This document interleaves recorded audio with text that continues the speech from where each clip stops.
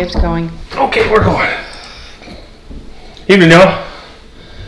Here it is, 34 years and one day after the son's birthday. Yahoo! Or the actual, the big date of his birth. And we didn't do a sipping last night just because, quite frankly, worn out. Okay. Anyway. Because we're old. We're old. And we don't have to do it all the time. No. Anyway, what we're hoping to enjoy tonight, the royal we, is a offering from Garrison Burgers. Burgers? Yeah, I'd try that. That's what we had the other night.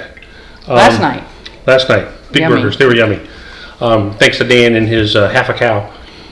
This is the Garrison Brothers Texas Straight Bourbon Whiskey Small Batch. And when they say small batch, they really mean small batch. And if they, according to the propaganda here in the little tag, they claim it's handmade, grain to glass, of the Texas whiskey. Here it says handcrafted from corn to cork. Well, make up your mind, guys. Which alliteration do you want? The C or the G sound? Exactly. Cooked, distilled, barreled, and bottled by Garrison Brothers Distillery in Hye, Texas. H-Y-E, Hye, Texas. Of course, in, Texas parlance, it could be, hey! Who knows? Anyway, 47%. Doesn't sound like a Texas accent. No, it doesn't really. Okay, this is... Here on the side. Food grade number 1 corn variety. The corn variety is food grade number 1 white from farms in South Texas. This release date is 2024, age 3 years in oak, bottle number 79304. So other whiskeys aren't made with food grade corn? Or I don't know, okay. But the grade number 1, grade number 2, I don't know what that is. So anyway, while I wrestle this thing off here, if you'll tell us a little bit more about it. Well, from the Garrison Brothers website. They're biased. We don't source whiskey from elsewhere, so I guess that's a big old poke in the eye to MGP. I guess. MPG, MGP. Midwest Grain Products. Whatever. We believe this is the highest quality, finest tasting bourbon in the world. Well, they're from Texas. Of course they think that. The relentless Texas... I'm just picking and choosing. I got you. The relentless Texas... For our audience. I know right. You know. Yep. The relentless Texas heat is brutal. Out here, it's 100 degrees 9 months out of the year. Hotter inside a steel barn. Well, okay, don't have to advertise to me where not to move. It might seem crazy to buy the highest quality barrels and torture them in this heat, but doing so allows our bourbon to suck all the flavor it can from our new American oak barrels. So they're saying their whiskey sucks? Yes. Flavor from oak? Okay. You heard it here, folks. Okay. As it matures, the bourbon cycles through the wood's pores and crevices, soaking in the sugars from the sap and yielding an aroma brimming of butterscotch, nutmeg, and vanilla. Butterscotch, nutmeg, and vanilla. Notes of fruit dominate the palate with hints of butter, whipped cream, angel food cake, and oak. It's a true tour de force of flavor. First nose was fruity. It said fruit. No. So, this one is the bourbon culture. Okay, wow. You paged down a fair amount.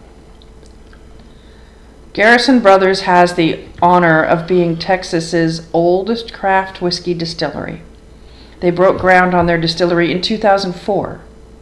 So they're ancient. Okay. And their first bottle of bourbon was released in 2010. Does 422. Okay. Every craft distillery has something that makes them unique, and Garrison Brothers started with a major one.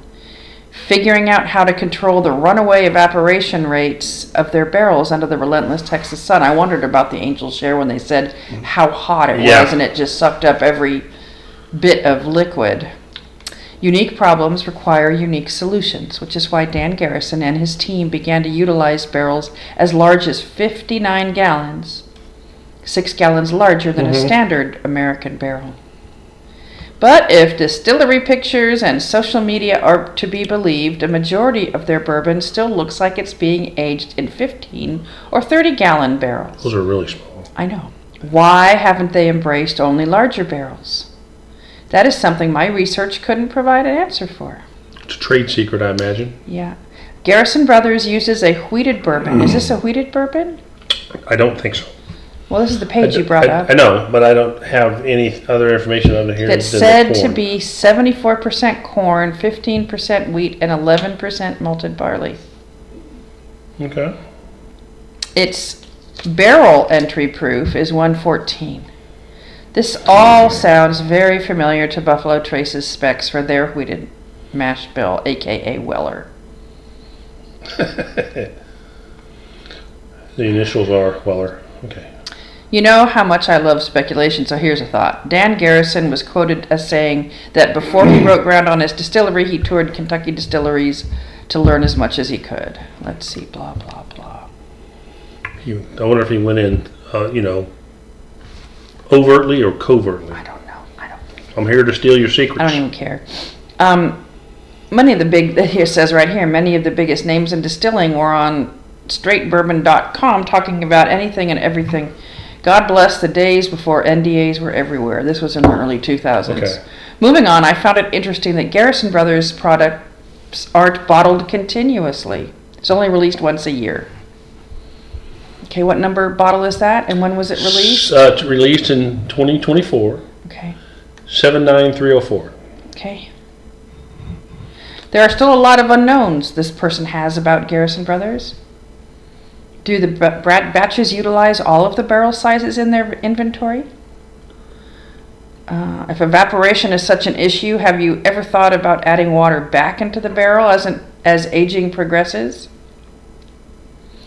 Okay, enough talk. So there's tasting notes, and then there's more words here on the... Before you go on, at first I was thinking, well, that's blasphemy. But then again, I said, you know what? It doesn't come out of the barrel at 47%. No, they add water. They add water afterwards. Okay, this one also says, mash bill undisclosed, but at least 51% corn. Well, it's bourbon. Okay. Appearance, brown crayon. I got a more rosy red color from my so colorblind eyes. Why don't we just go with your nose? Okay, the first nose I had was You said fruity. Fruity.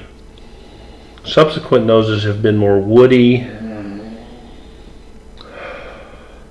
Laka says she can smell it way over there with her own nose. She probably doesn't like it. Girl after my own heart. And like brown bread sweetness. So fruit on the first nose, and the fruit's still there. Woody and a brown bread. So maybe a little bit of molasses coming through. Okay, so Garrison Brothers themselves says, golden delicious apple slices drizzled with honey. Sweet floral verbena. Fresh cut grass, saddle leather, and cinnamon. Okay, maybe the fresh cut grass. While this chucklehead at the bourbon culture says, holding the Glen Cairn up to my nose results in a big punch of raw, grainy corn. No, I disagree. Notes of caramel, sweet tea, and soft tannic scents. Cigar, wrapper, and leather. None of that. There even appears to be a maple-ish scent. No, that could be my brown bread, maple syrup, molasses-y sort of nose. Then the whiskey wash says, for a relatively young 3-year-old bourbon, the oak nose is significant. It brings to mind an orange cream vanilla cake. Now, I would not associate oak or wood with the cake description No, there. me neither. So these just... Maybe it's ChatGPT putting it all together randomly. They'd probably do a better job. Likely. Okay. So anyway, I'm going in for a taste. Excellent. Did you want to nose it at all? I don't know why. It's not a... Yeah, she made the face. Ugh. Sorry, folks. Oh, that is just sweet, sweet, sweet. It's a little sweet. Ick. Especially if one person is to be believed that it's potentially 74% corn. OMG, bleh. Wonderful mouthfeel. Not as much heat on the palate as I was expecting from a Texas whiskey. Basically, every other Texas whiskey I've had has got a lot of heat. This one has a warmth to it, but not heat. It is sweet. It's not Redneck Riviera sweet. It's not 100% corn sweet, but it's got some sweetness to it. But the the warm aftertaste is very pleasant to me, and it hangs. I mean, it's still hanging on. I've only had the one drink. I'm gonna have a second.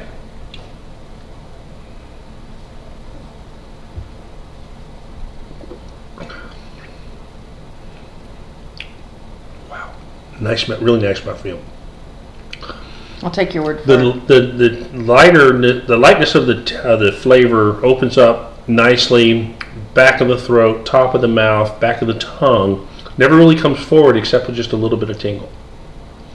Not a lot of flavor up front, just a little tingle. I think it's a good whiskey, and I think it's about $80 a bottle. May have picked this up. I forgot to look when I selected this. May have gotten this either Virginia ABC, because they were having like maybe a $5 off sale, or at CGX, but it's an $80 bottle. And at $80 a bottle, if you're That's not already high for bourbon. that's where I'm going with this. If you're not already a big fan of Garrison Brothers or Texas whiskeys in general, I would fashion this as a bar plus, maybe. Find it in a bar, check it. If you've got $80, it's not doing anything. I think it's worth exploring. Maybe that could be your entree into other Garrison Brother whiskeys or other Texas whiskeys. But again, my experience so far with the Texas whiskeys is there tends to be a lot of heat. This particular one doesn't have that same heat, I vaguely recall, because maybe I've slept since then. Okay, so bourbon culture says two flavors that stand out on the palate immediately are chocolate and leather. Other flavors include a mellow sweetness similar to butterscotch pudding cup and Bit-O honey candy bars. The Bit-O honey, yes. I like Bit-O honey candy bars. Yeah, I don't know about the butterscotch. One thing that is curiously absent on the palate is baking spices. There's some pepper, more of a red pepper than ground black peppercorn. Yeah, But it's not that I would characterize this as spicy. I agree. The heat does seem more like it's around 105 proof rather than 94. I think the wheat is responsible for giving the whole dram some softer notes, while the Texas heat has extracted a lot of barrel flavors. Okay, yeah. Finish, I don't know, chocolate. before you go on, I don't know that I necessarily agree with the description of the flavors, but the process and the means by which it happened. Yeah, that makes sense. Finish, chocolate and leather dominate, but the finish turns noticeably sweeter. Caramel, honey, and a bit of Kahlua liqueur take over. Yeah, I agree with that. Okay, so and then Garrison Brothers themselves, for the palate, they say tart orange hard candy and lemon gumdrops, yellow pound cake, sugar cookies, and smoky baking spices. Ooh, no, I didn't get any of that. And finish, they say, is long and complex. Of course, they're going to say that about their own product. Smoky tobacco turning to sweet country fare caramel apples. Getting a little closer there to what I'm enjoying. I mean, I am enjoying this, but again, at $80 a bottle, there's a lot of comparable whiskeys out there. Some of them from the bigger distilleries, some of them from the smaller craft ones, including here in the Old Dominion, that you can get an equally satisfying smooth whiskey, because it's got some smooth to it. Smooth whiskey for a good bit less than $80. I mean, if you go down to $60, that's a 25% discount, or 25% less. And even at that point, even at $60, there's still a lot of whiskeys that are more in the $40 to $50 range. But nonetheless, I would put this in the bar plus. If you see it at a bar and you're interested in what it may bring to you, I ask for a 3-ounce pour, just so you really have the opportunity to taste it well, and make a decision for yourself whether you want to enjoy it. That's it. Va bene. That's it. We're done for the night. Thanks for tuning in. We'll be back online with another show when the mood strikes us. Cheers. Sláinte. Sláinte. Except it's not, Irish or Scottish. If it were, I'd be drinking it. Whoa.